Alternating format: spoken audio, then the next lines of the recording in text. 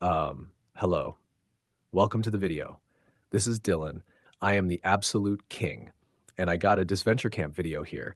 This shouldn't be too long since there was no elimination, and everything that happened only affected already eliminated contestants, and no one's still playing. And I'll start off by saying I realized Aubrey wasn't winning when I saw that trailer. Benji was clearly the only real option. The fan community kept saying Anastasia had good chances. I just didn't see because there was nothing she could do to affect the narrative. We already got Rosa against Natalia. They don't need to tag team them. When Aubrey first opened her mouth in the episode and the writers decided to have her go off on a lame ass joke about zodiac signs again, one, it only confirmed it further she didn't even have a shot. And two, the writers truly saw her as nothing but a one-way joke.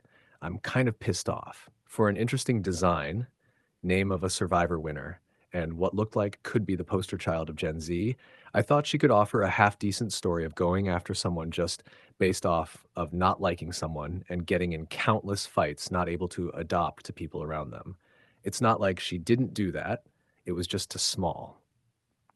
I thought she had story potential since Olivia is alone, barely having a dynamic with Nura that I don't care for.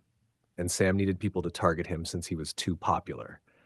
But after last week, seeing how unpopular he is, it should have been obvious at that point. But hey, I'm just glad it wasn't Anastasia. She truly would have added nothing. The only dynamic Benji has in this game is with Rosa Maria. So I didn't see what he's going to add the story.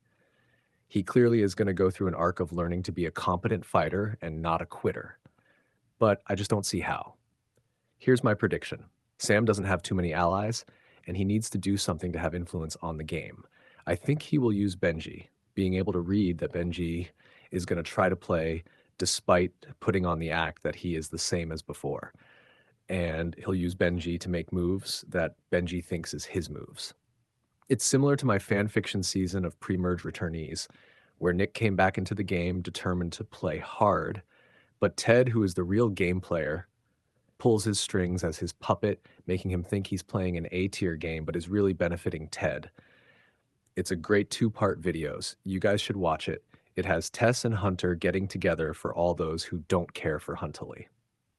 As for the moments in the episode, I did not expect a combined rescue, island, and return challenge episode. Cutting the players still in the game from the challenge was a good idea. I didn't like it at first because I thought they needed to have some sort of effect on the eliminated players, but that wasn't needed. I, like Aubrey, still thinks of her connection to Olivia. I thought she would be bisexual with design, just screaming Gen Z, and Gen Z people are more flashy and colorful than past generations. She's not gay, so I guess their friendship is just platonic. Makes sense for Olivia since she just wants a friend. I still like them together. I didn't like Aubrey was just a zodiac spouting nonsense machine. I mean, like, really. She was just truly nothing. Every other First Boots had an episode before their elimination to prove their story arc, except Oliver, but he stated for the entire season, not as a player, but an intern. Aubrey is truly Disventure Camp's most nothing character. Like total drama, but in a bad way where they're characters who don't have any story arc and are just to one beat. She's like Ezekiel. If she did return, she would just talk about zodiacs, and I can't see her doing anything else because they never did anything else with her. I forgot how annoying she was because she had only one episode before this.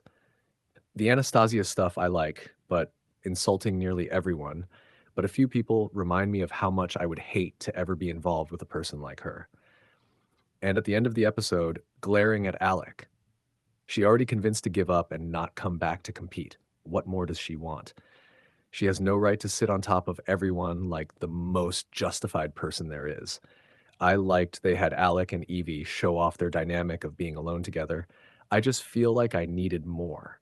No Aiden and ally stuff, even though he was bitching at her like a child for ruining his game.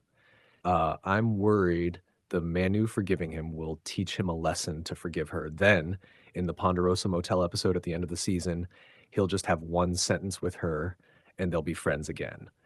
Why not some drama? I wanted Manu to rip him apart, but I guess Manu is the most chillest dude he would let go easily. He just didn't seem that way when eliminated. Auden better have a scene with Evie in that motel episode. No acknowledgement over how stupid he was with the advantage she didn't have. I guess she wasn't here, but he should have known by being told by someone. Because the return challenge didn't involve the players still in the game, we couldn't see Fiora find out.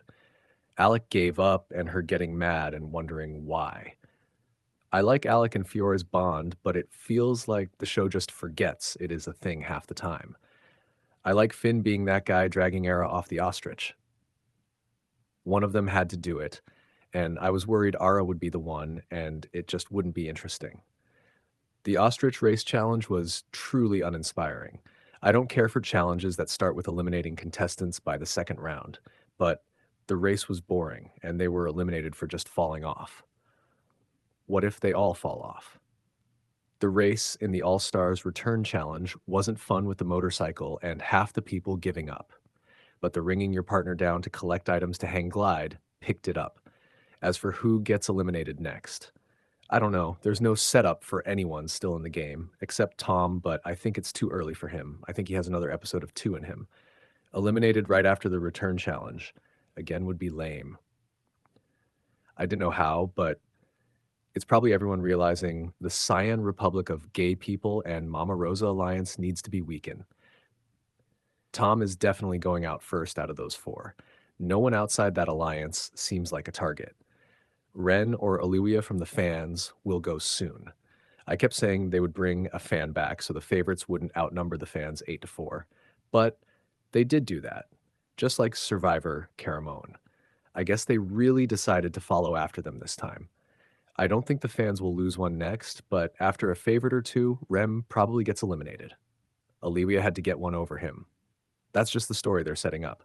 I guess Spencer is an option to be eliminated. He doesn't need to be around all season, but I still think he and Sam need to have a few more showdowns with each other before one goes, and to maybe finish in a popularity contest at jury vote.